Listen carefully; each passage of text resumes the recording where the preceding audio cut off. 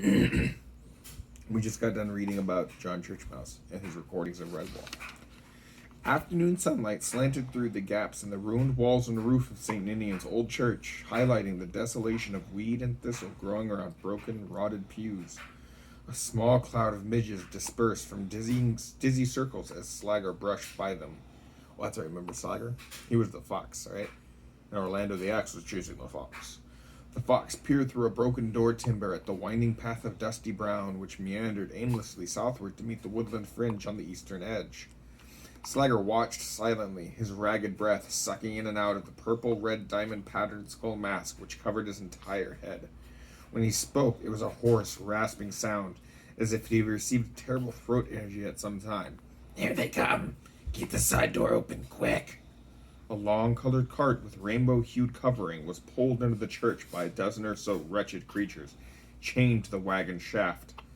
A stoat sat on the driver's platform. He slashed at the hauler savagely with a long, thin willow withe. "Get up there, put your backs into it, my beauties."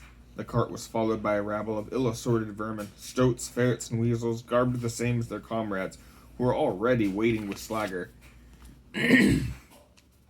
They wore broadcloth sashes, stuffed with a motley assortment of rusty daggers, spikes, or knives. Some carried spears and curious-looking single-bladed axes. Slager the Cruel hurried them along. "Come on, shift your hides. Get the door back into place, quick." The driver jumped down from the cart. "They're all here, Slager," he reported. "Except for that otter. He wasn't strong enough to carry on, so we finished him off and chucked his carcass in the ditch. Then covered it with ferns. The ants and insects will do the rest." The hooded fox gave a bad-tempered snort. "So long as you weren't spotted by any creature, news travels fast in Mossflower. We've got to stay hidden now until Vitch gets back."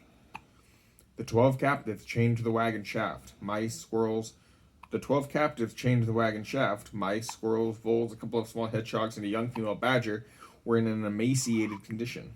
Big hiccups. One of them, a squirrel, was only a few seasons old. He moaned piteously. "Water, please give me water."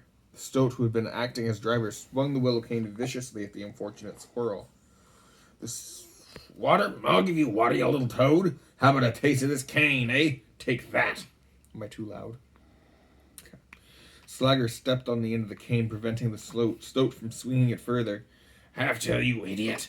What do you want slaves to sell or a load of dead flesh? Use your brain, stoat. Give the beast a drink. Here, Squinch, give me them all a drink and some roots or leaves to eat. Otherwise they'll be fit for nothing." The ferret called Scringe leapt to do Slager's bidding. Halfdale tugged at the willow cane to free it from Slager's paw. The hooded fox held down harder so that the stoat could not budge it.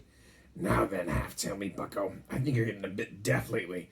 I thought I told you to keep inside the woods with that cart." Halftail let go of the cane. "Aye, so I did. Wherever possible," he said indignantly. "But if you tried hauling a cart with 12 slaves through that forest out there..." Slager the Cruel picked up the willow cane and the hood coming tight about his jaw with a sharp intake of breath. "You forget yourself, stoat. I don't have to try hauling carts. I'm the boss around here. When I looked up that path a short time ago, I saw you coming up the center of the road, as if you hadn't a care in the world, bold as brass in broad daylight. Do you realize that a sentry could have seen your dust from the top of the Redwall Abbey?" Halftail failed to recognize the danger signals. "Yeah, what's the difference?" he shrugged. "They never saw anything." Slager swung the cane furiously and Halftail screamed in agony. He huddled down on the side of the cart, unable to avoid the rain of stinging cuts showering on his head, shoulders, and back. "I'll tell you the difference, slime brain. The difference is that you don't talk back to me. I'm the leader. You'll learn that or I'll flay your hide to doll rags." I'm not sure that voice is sustainable. Slager's voice grated harshly with each slash of the whipping willow. "Wow, mercy! Oh, stop, please, no more, Chief." Slager snapped the cane and threw it scornfully at the stoat's heavily welted head. Your hearing seems a little better now. Cut yourself another switch. That one's worn out." The masked fox whirled upon his band of slavers. They sat in cowed silence. The silken hood stretched around his face as he leaned forward. "That goes for all of you. If any one of you ruins my plans, that creature will wish he had taken his life swiftly with his own paw by the time I'm through with him. Understand?" There was a murmured growl of assent. Slagger climbed up into a ruined window frame. He sat, gazing in the direction of Redwall Abbey. Scringe, bring me some decent food and a flask of wine from the cart, He commanded. The servile ferret ran to obey his master. 3 Claws, station yourself outside at twilight. Keep an eye peeled for a vitch coming back. The weasel saluted. Righto, Chief. The afternoon wore on, peaceful and golden. Now and then a small dust devil swirled on the path with the summer heat. Slagger ran its paw tenderly over the silk harlequin-patterned hood, smiling beneath it as a plan of revenge against Redwall revolved slowly in his twisted mind. Vengeance had kept him going for a long time now. Sometimes he actually savored the burning lances of pain that coursed through his face, knowing the day was approaching when he would pay back those he considered responsible for his injuries. A beetle trembled out of the pitted, rotten woodwork of the window frame. Slagger the Cruel pierced it neatly with a single claw, watching the insect writhe in its death throes. Redwall.